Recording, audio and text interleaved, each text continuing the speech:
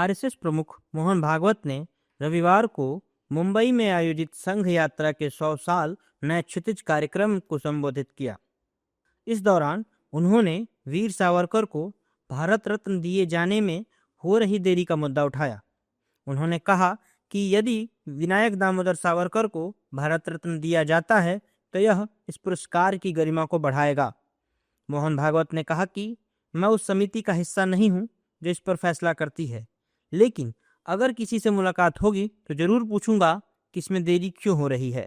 अगर सावरकर को भारत रत्न दिया जाता है तो यह पुरस्कार के लिए सम्मान होगा और उसकी प्रतिष्ठा और बढ़ेगी। बिना किसी सम्मान के भी सावरकर जनता के दिलों पर राज करते हैं। भागवत के बयान ने सियासी हलचल पैदा कर दी है। विपक्षी दलों के नेताओं ने भागवत के बयान को बेवजह का बताया है। कांग्रेस समेत सभी विपक्षी दल इस मांग का विरोध करते दिखाई दे रहे हैं। कांग्रेस ने आरोप लगाया है कि स्वतंत्रता संग्राम के दौरान ब्रिटिश सरकार को भेजी गई दया याचिकाओं के कारण सावरकर देशद्रोही थे। विपक्षी दलों के नेताओं ने क्या कुछ कहा है, आइए सुनते हैं। ये उनकी सोच है, लेकिन सावरकर साहब को भारत रत्न किस बात के लिए? क्या देश के अंदर टू नेशन थ्योरी के लिए या उन माफीनामों के लिए जो तमाम तर लिखे गए? बहरहाल ये सरकार का काम है कि किस चीज के लिए देगी वो ये सरकार तय करेगी। इतिहास के पन्नों में मत जाओ। राष्ट्रपिता महात्मा गांधी दोबारा नहीं मिले, जिनका नाम आप ले रहे हो। राष्ट्रपिता महात्मा गांधी वो दोबारा नहीं मिले। वो कारण क्या था आप पूछिए। कोई बात हम ये कह देंगे तो बहस छेड़ दोगे। 18 = 0 हम इस पे चाहते हैं बहस, और आप बहस चाहते हो दूसरे पर। मजबूरी है आपकी, हम समझ सकते हैं। कुछ मैं सीधे कहना चाहता हूं कि पद्म पुरस्कारों का राजनीतिकीकरण भारतीय जनता पार्टी सरकार ने किया है। आप पिछले सूची निकाल के देख लें, जहां जहां चुनाव होते हैं, अब की 38% उन्हीं राज्यों को दिया गया था। तो कुल मिला के मैं ये कहना चाहता हूं कि मैं तो नहीं मानता कि सावरकर जी को पद्म पुरस्कार दिया जाना चाहिए, भारत रत्न दिया जाना चाहिए। पर भारतीय जनता पार्टी उनके नाम का सिर्फ इस्तेमाल करना चाहती है, राजनीतिक फायदा उठाना चाहती है, पर जब आता है बात उनके सम्मान देने की तो अपना हाथ पीछे खड़े कर देती है।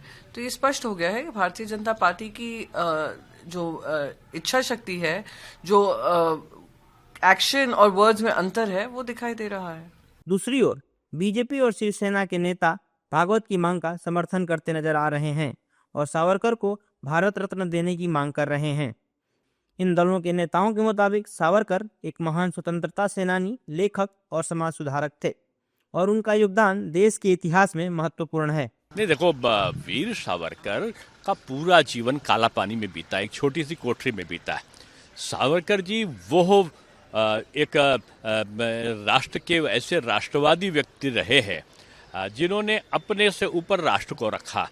देश आज़ाद हो, अंग्रेज भागे, इसके लिए उन्होंने कठोरतम कष्ट जो जीवित रहते हुए किसी दूसरे ने शायद इतना नहीं भोगा होगा जितना सावरकर जी ने भोगा। देश आज़ाद हुआ, देश को भी उनके सामने प्रणम्य भाव से उनका स्मरण सम्मान के रूप में जरूर करना चाहिए। वीर सावरकर ने देश के लिए जो कुछ किया, देश की आज़ादी के लिए जो कुछ किया, वो निश्चित रूप से इतिहास में स्वर्ण पन्नों में दर्ज है। और यदि वीर सावरकर को भारत रत्न मिलता है तो प्रत्येक देशवासी अपने आप को गौरवान्वित अनुभव करेगा। वीर सावरकर जी ने जिस प्रकार से देश की आज़ादी के लिए लड़ाई लड़ी और 3 उम्र कैद की सज़ा उन्होंने काले पानी में काटी, इसलिए उनका कोई दूसरा सानी नहीं है देश की आज़ादी की लड़ाई के मामले में। उनको भी भारत रत्न मिलना चाहिए। परम पूजनीय सरसंघचालक जी is absolutely right that Veer Savarkar ji is one of the personalities who's beyond Bharat Ratna.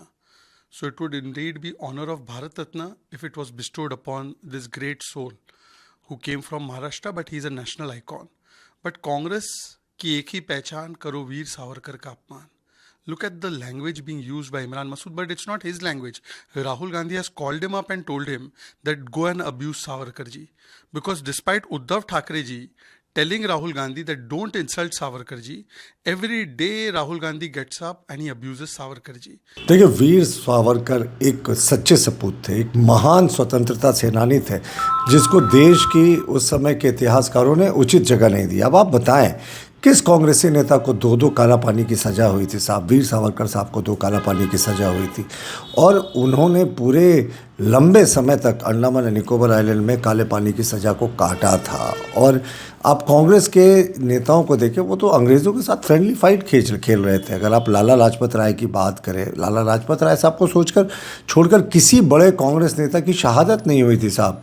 बाकी सारे कांग्रेस नेता तो ऐसा लगता था कि अंग्रेज़ों के साथ फ्रेंडली मैच खेल रहे थे। नेहरू जी का 3 कमरों का जेल हुआ करता था, जेल कम होटल का सूट ज़्यादा था। बता दें कि वीर सावरकर को भारत रत्न देने की मांग लंबे समय से राजनीतिक बहस का मुद्दा रही है। कई संगठन और नेता उन्हें देश का सर्वोच्च नागरिक सम्मान दिए जाने की मांग करते रहे हैं। वहीं मोहन भागवत द्वारा अब इसकी मांग किए जाने से सियासत गरमा गई है और सत्ता पक्ष और विपक्षी दल आमने सामने आ गए हैं।